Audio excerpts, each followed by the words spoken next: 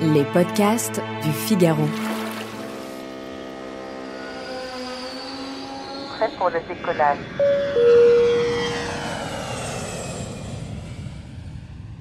Bonjour Bart Guipmans. Bonjour Claire. Vous êtes le porte-parole de la société Eurail qui commercialise l'Interrail et aussi un grand passionné de train. Alors le pass Interrail, il existe depuis 1972 et il a donc fêté ses 50 ans l'année dernière. Pourtant, il reste assez mal connu en France, où on le croit à tort, réservé aux jeunes ou très compliqué à utiliser. Comment l'expliquez-vous ? Oui, c'est normal que dans les années 80-90, il y avait beaucoup de voyageurs avec Interrail parce qu'il n'y avait pas encore de avions bon marché.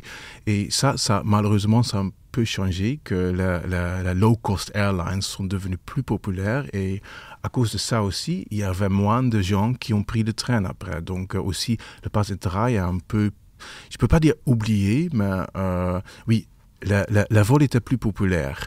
Et c'est pour ça c'est une raison possible que moins de personnes sont au courant. Il y avait longtemps que le pass était juste pour les jeunes. Puis 1998, le pass est accessible pour tout le monde, donc pas seulement pour les moins que 27 ans. Et la réduction pour les 60+, elle est de combien ? Ça, c'est environ 10% pour les 60+, et pour les jeunes, c'est encore plus avantageux. Oui, je crois que c'est 25% pour les jeunes. Environ ça, oui. Alors concrètement, moi, si je suis une cliente française qui veut essayer Interrail pour la première fois, disons cet été, pour commencer, comment est-ce qu'on s'y prend pour acheter son pass ? Est-ce qu'il faut aller en ligne ? Est-ce qu'il y a des boutiques ? Est-ce qu'on peut l'acheter en guichet ? Bien sûr, la plupart des gens vont sur interrail.eu, notre site web où on peut acheter le pass. Mais pour commencer, il y a plusieurs possibilités en ligne sur notre site, mais il y a aussi des agences de voyage qui le vendent, et aussi au guichet dans quelques gares, tu peux encore acheter le pass. Donc plusieurs possibilités. D'accord. Donc dans ces guichets, on peut éventuellement se faire aider si c'est la première fois et qu'on a plein de questions. Ça aussi, oui, absolument.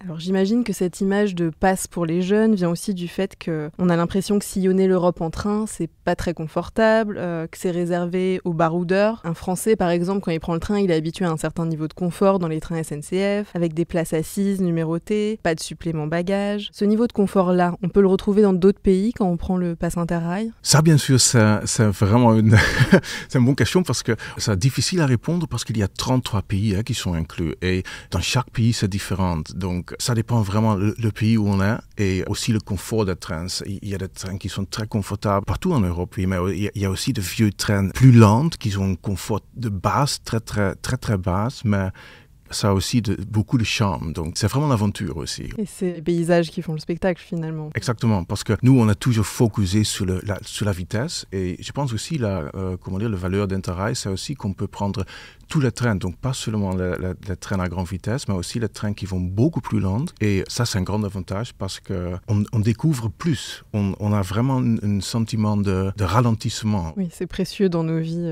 modernes, hyper rapides, hyper connectées, d'avoir ce moment un peu hors du temps. Donc il y a des trains avec réservation, des trains sans réservation, et il y a des trains qui ont des suppléments aussi. C'est la même chose, ça dépend un peu du train, donc il faut quand même vérifier à chaque fois. C'est-à-dire que c'est pas forcément tout compris, le pass Interrail. Si, parce que il y a quelques exceptions, mais avec supplément ou réservation, comme vous dites, tout est inclus. Il faut aussi, on peut le voir dans notre app, que pour chaque train où une réservation est obligatoire, ça c'est mentionné. Mais ils sont quand même inclus. Mais souvent c'est 6 €, 10 €. Les réservations ne sont pas très hautes en général. Il y a quelques exceptions. Mais il faut se réaliser qu'avec le pass, on peut quand même voyager, traverser tout le continent, par exemple du sud de l'Italie, complètement au cercle polaire, donc 5000 km, sans réservation. Donc, tu peux prendre spontané chaque train que tu veux, sans faire une réservation supplémentaire. Donc, ça, c'est vraiment oui, ça, c'est encore possible. Et c'est combien de temps pour faire ça en train ? 5 jours.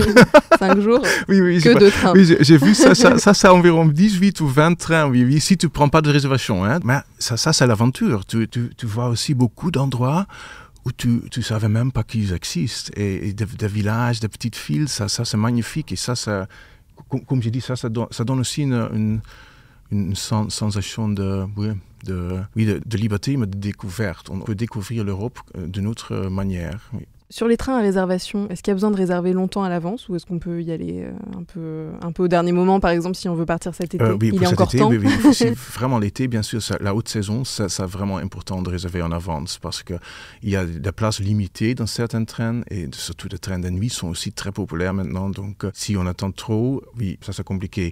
Hors saison, pour certaines connexions, c'est aussi mieux de réserver en avance, mais souvent, c'est aussi possible de le faire quelques jours ou même jusqu'à 2 heures avant le départ. Donc, ça dépend vraiment quand on voyage, quand tu voyages. Alors, il y a une espèce de mode du train en ce moment qui est un peu dans l'air du temps avec la prise de conscience écologique. On incite beaucoup les gens à prendre le train plutôt que l'avion. Et à l'inverse, l'un des contre-arguments qu'on avance souvent, c'est que le train est souvent plus cher que l'avion. Est-ce qu'on peut dire qu'avec Interrail, le train est moins cher que l'avion? Absolument, parce que le train est moins cher si tu achètes vraiment un ticket de A à B. Donc, quand je dis par exemple Berlin, Madrid, et si tu achètes un ticket normal, oui, souvent c'est plus cher qu'un avion. Mais comme le ticket Interrail à 33 pays et tous les trains sont inclus, tu peux vraiment voyager des milliers de kilomètres pour un prix bas. Donc, ça dépend bien sûr combien tu voyages. Si tu prends le pass Interrail juste pour aller à Rome une fois et retourne, ok, ça sera probablement plus cher que prendre un vol. Mais si tu vas voyager en Italie et après continuer, faire plusieurs pays, c'est presque toujours moins cher que voler. Finalement, est-ce que plus on parle longtemps, moins c'est cher? Oui, c'est ça, tout à fait. Parce qu'on a plusieurs formules, mais oui, vous pouvez le voir sur le site. Et le plus long, c'est 3 mois. Et bien sûr, passe de 3 mois, c'est le plus avantageux. Parce que tu peux vraiment voyager 3 mois sans cesse pour 950 €. Et ça, c'est donné. Presque. Donc, vous l'avez dit, Interrail, c'est 33 pays. Est-ce qu'il y a des pays d'Europe où c'est plus rentable? Oui, absolument. En général, bien sûr, vous savez, l'Europe de l'Est est un peu moins chère. Et l'Europe de l'Est, il y a des pays, par exemple la Suisse, mais aussi l'Angleterre et Scandinavie, où les billets normaux de train sont très chers. Suisse, c'est un bon exemple. Si tu prends le prix Interrail, si moi, spontané, je veux voyager, par exemple, de Berlin à Munich, ça coûte au moins 150 € pour un aller simple. Et avec Interrail, tu peux le faire chaque jour, tu peux le faire spontané quand tu veux. Donc, ça va très vite que tu as, regagné le prix du pass. Est-ce qu'Interrail, c'est aussi intéressant pour les familles? Je crois que j'ai pas vu d'entrée spécifique sur le site d'Interrail pour les familles. Et on se dit souvent qu'avec des enfants, prendre le train, c'est plus fastidieux que l'avion parce que c'est plus long. Est-ce que c'est vrai ou est-ce qu'au contraire, Interrail est intéressant pour les familles? Oui, c'est très intéressant, surtout aussi parce que les enfants de 4 à 11 ans sont gratuits. Donc, ils peuvent vraiment voyager complètement gratuitement en Europe. Donc, ça, c'est avantageux parce que si on prend l'avion, bien sûr, on paye pour toute la famille. Et il y a beaucoup d'enfants qui adorent le train. Donc, on peut faire plus. Il y a aussi même des trains avec une petite coin pour les enfants. En Scandinavie, ils sont très très bons en ça. Donc, où les enfants peuvent jouer. Et je pense qu'il y a beaucoup d'avantages, oui. Puis c'est plus long, mais on s'épargne le stress de l'aéroport, etc., qui est pénible aussi avec des enfants. Oui, le temps dans le train, c'est une partie du voyage, de la destination. Parce qu'on fait encore quelque chose et on peut voir le paysage, mais c'est pas de temps perdu avec attendre dans un aéroport et stress pour la sécurité et tout ça. Oui, donc, c'est du temps de voyage déjà. Oui, si tu te prépares, c'est de temps de qualité, donc de temps pour toi. Quel conseil donneriez-vous à quelqu'un qui prendrait le pass Interrail pour la première fois cet été? Pas planifier trop, il faut vraiment se ralentir, ça c'est important.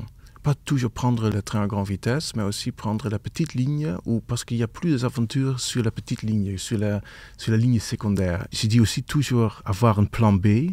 Donc, si quelque chose arrive, ça arrive bien sûr. Hein. Il y a des retards, il y a des trains de temps en temps qui sont supprimés, ça peut arriver, ou tu peux rater ton train. Il faut avoir un plan B. Et avec un plan B, tu peux, oui, toute l'Europe t'attend. Vous êtes un familier du pass Interrail? Ah oui, j'ai malheureusement pas fait les 33 pays parce que c'est incroyable, c'est même valable jusqu'à la frontière d'Iran. Donc on peut vraiment aller à Turquie et traverser la Turquie et donc les distances sont énormes. Hein. Mais non, malheureusement, je crois que j'ai fait environ 18 pays, oui. Donc il y a encore 15 à faire. Et de où à où en termes d'itinéraire? Comme j'ai dit, j'ai fait l'Italie du Sud jusqu'au cercle polaire, mais avec le train à grande vitesse aussi, je dois admettre. J'avais pas 5 jours pour ce voyage. J'ai même fait l'Ukraine, ça c'est pas inclus à Interrail, mais quand même j'ai commencé avec Interrail, traverser l'Allemagne, Pologne, Et beaucoup dans les Alpes aussi, l'Angleterre et l'Écosse, et Slovénie, Roumanie aussi, Bucarest, ça c'est aussi... et il y a beaucoup de petites lignes là-bas en Roumanie par exemple qui sont magnifiques. On a plus que 30 000 destinations, presque 40 000 même, gares qui sont possibles à visiter. Donc les possibilités sont infinies. Et quelle a été votre partie préférée? Il y en a plusieurs, mais si je peux mentionner 2 lignes, c'est vraiment au nord de la Suède, parce que là, on traverse vraiment une vide immense et on ne se réalise pas qu'en Europe, on a tellement de vide. Il y avait une petite gare dans un village et le village, ça s'appelle Jokkmokk. Le village a une surface de plus qu'Île-de-France, presque 2 fois Île-de-France, mais il n'y habite que 5 000 personnes. Il y a une petite gare, il y a un train par jour. Et ça, c'est incroyable parce que si tu descends et le train part, tu vas rester, tu vas attendre et tu ne peux rien faire. Il y avait les rennes qui ont traversé sur la voie et le train attend. Et ça, c'est pas important parce que c'est là surtout où la ponctualité ne compte pas. Parce que comme il y a un train par jour, c'est pas tellement grave s'il y a 20 minutes de retard.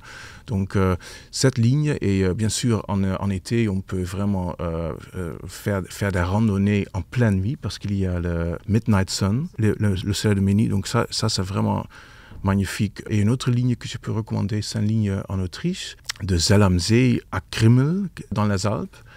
Et c'est une ligne avec 33 gares et presque chaque gare a une petite cabane comme dans une forêt ou dans une petite cabane dans la montagne. Et ça si tu sois là-bas, si vous sautez là-bas, oui, c'est l'aventure qui attend. Et il y en a beaucoup, mais c'est juste un exemple qu'il y a beaucoup de lignes où il faut juste décider, ok, je vais monter et l'aventure attend. Et si vous aviez un autre itinéraire hors des sentiers battus, vraiment quelque chose auquel on n'aurait jamais pensé, à conseiller, à faire avec le pass Interrail? Il y a des îles on peut faire en train complètement. Et moi, j'aime toujours recommander les îles au Baltique, c'est ça, Baltique, au Ostsee en Allemagne, parce que vous pouvez vraiment prendre le train pour aller aux îles. Et ça, c'est possible en Allemagne. Et plus spectaculaire encore, c'est en Italie, parce que là, il y a même un train complet qui va sur un bateau. Donc, le bateau va avec le train en Sicile. Donc ça, c'est vraiment une expérience extraordinaire. Oui, parce qu'on ne l'a pas dit, mais certains ferries sont compris dans le pass Interrail. Oui, et il y en a aussi beaucoup avec des réductions. Donc ça, c'est aussi un autre avantage du pass, oui, absolument. Donc pour conclure, on a beaucoup insisté sur le fait que ça avait l'air compliqué, Interrail, et c'est un peu une idée reçue qu'on a. Est-ce que finalement, c'est pas plus simple que la façon qu'on a de voyager d'habitude, où finalement, il faut tout réserver, où on essaie d'aller le plus vite possible d'un point A à un point B?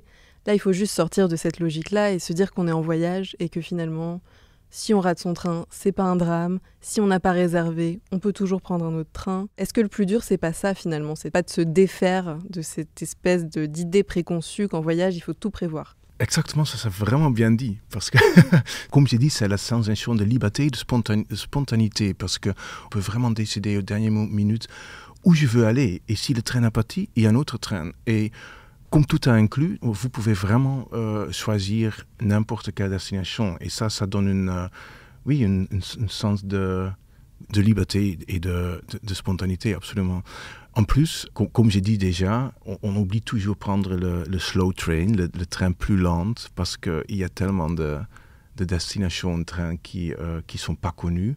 Donc ça, c'est une autre façon de voyager. Pas toujours prendre les grandes villes et les destinations qui sont tellement visité, mais voir plus loin et découvrir des autres lignes, comme je dis, parce que sur la ligne secondaire, il y a plus d'aventures encore. Eh bien, merci Bart Gipmans. Je vous en prie. Je rappelle que vous êtes le porte-parole de la société Eurail, qui commercialise le pass Interrail, et aussi un grand passionné de train. À bientôt. À bientôt. Merci Claire.